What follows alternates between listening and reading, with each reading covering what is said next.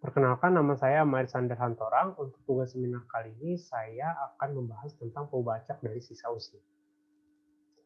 Diawali dari motivasinya. Motivasinya itu dilakukan karena kita ingin mempelajari masalah-masalah yang berkaitan dengan apa yang namanya kondisi kesintasan atau survival. Kondisi kesintasan ini adalah kondisi yang mengatakan apakah sesuatu atau seseorang berfungsi atau tidak pada waktu tertentu. Masalah-masalah ini cukup banyak dan menarik, mulai dari kerusakan mesin, kemudian jaminan di usia tua, hingga penyebaran penyakit. Nah, yang perlu diingat bahwa kesintasan ini sifatnya stokastik atau nilainya tidak pasti, sehingga kita bekerja dengan yang namanya variabel acak. Nah, selanjutnya apa sih manfaat yang diperoleh dari mempelajari masalah ini? Sebenarnya kita akan memperluas kepada masalah lain yang berkaitan dengan masalah survival ini atau masalah kontingensi. Seperti misalkan di bidang asuransi jiwa, pembayaran premi dan pemberian manfaat dari pihak asuransi itu sangat bergantung kepada kondisi survival dari nasabahnya. Dalam hal ini, apakah nasabah tersebut masih hidup apakah atau sudah meninggal. Selanjutnya kita akan masuk ke perubahan acak dari sisa usia. Di sini variabel acak ini kita notasikan sebagai TX yang berarti sisa usia dari seseorang yang berusia X.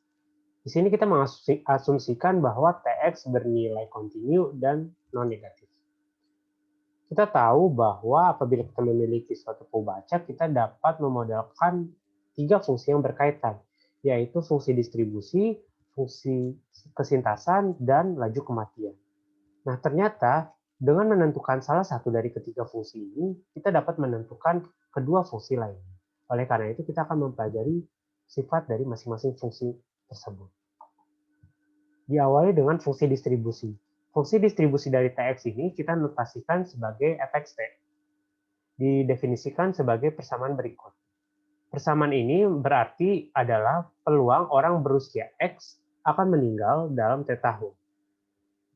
Sifat-sifat yang dimiliki oleh fungsi distribusi ini ada 4, yaitu di 0 nilainya 0, kemudian dia sifatnya monoton tidak turun, kemudian kontinu kanan, dan nilainya menuju 1, artinya bahwa semua orang itu pasti akan meninggal. Yang selanjutnya adalah komplement dari fungsi distribusi, yaitu fungsi kesintasan. Karena dia komplement, didefinisikan sebagai berikut. Di sini dapat diartikan bahwa fungsi kesintasan ini adalah peluang seseorang yang berusia X itu akan hidup setidaknya T tahun lagi. Nah, karena dia komplement dari fungsi distribusi, maka dia memiliki sifat yang hampir serupa. Yang pertama yaitu nilainya di 0 itu 1. Karena total fungsi kesintasan dan distribusi itu harus 1, di sini artinya adalah orang yang berusia X pasti masih hidup saat itu juga.